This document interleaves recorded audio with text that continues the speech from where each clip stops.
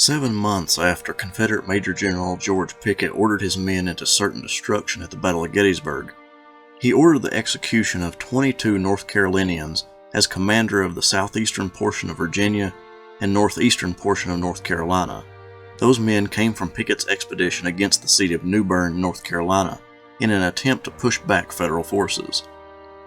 Welcome everyone to Have History Will Travel. I am your host, the Wilder Historian, and today we will be looking at an interesting moment in the Civil War involving George Pickett.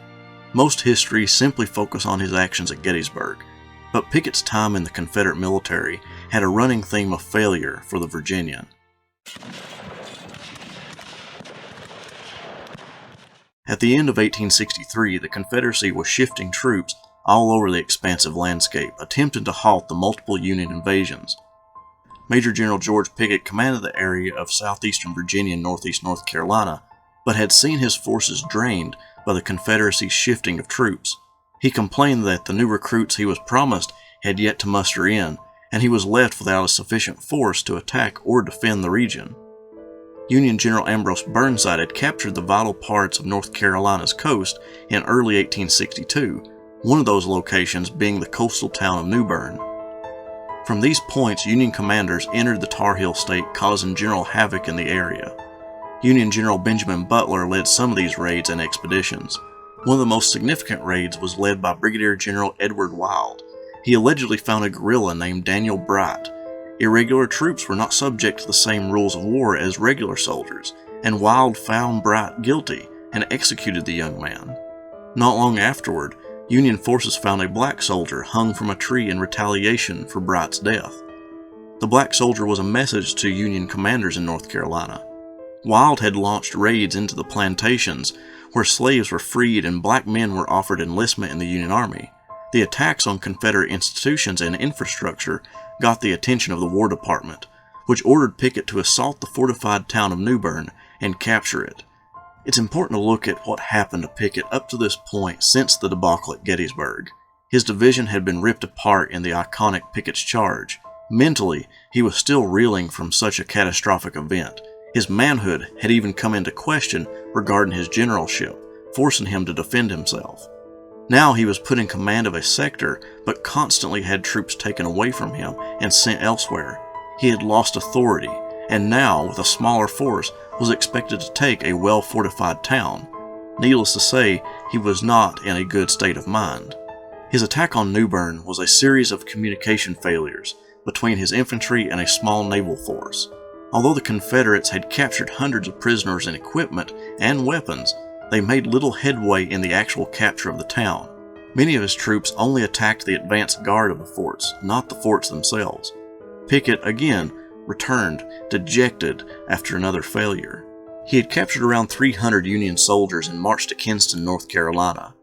Concerned about the treatment of his captured troops, Union General Peck, Pickett's adversary at New Bern, sent a message asking Pickett to follow the rules of war when it comes to the prisoners of war. One of Peck's concerns was captured black troops.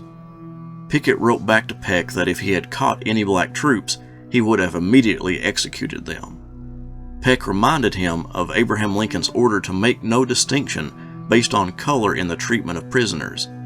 Pickett added that if Peck executed any Confederates, that he would execute 10 Union soldiers for every one Confederate. Pickett was not backing down, and those approximately 300 prisoners, 22 of them were North Carolinians who had originally been part of the Home Guard in North Carolina, prepared to defend their individual locales. But when the Confederacy instituted the draft and they had been conscripted, they ran to Union lines and offered their services to the federal government. Pickett claimed that they were Confederate deserters, even though deserting a Home Guard unit was not a crime in North Carolina. He held a courts-martial for the men and sentenced all 22 to death.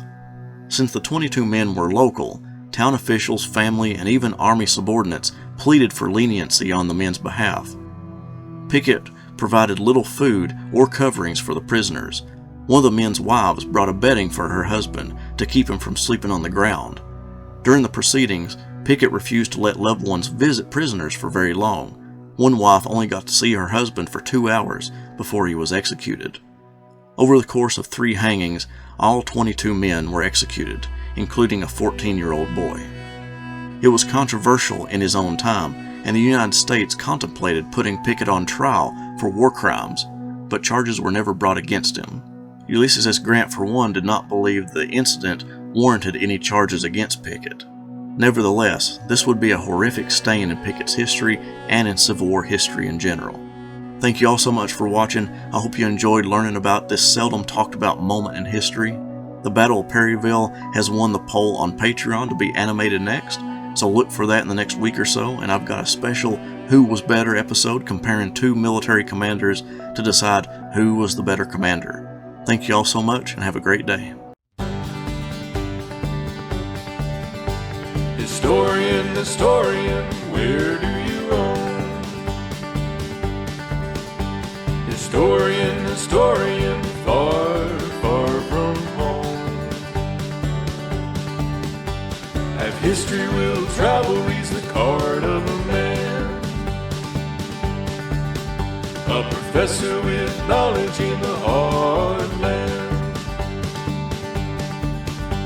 To educate the world is his mission. A professor of fortune is a man called historian.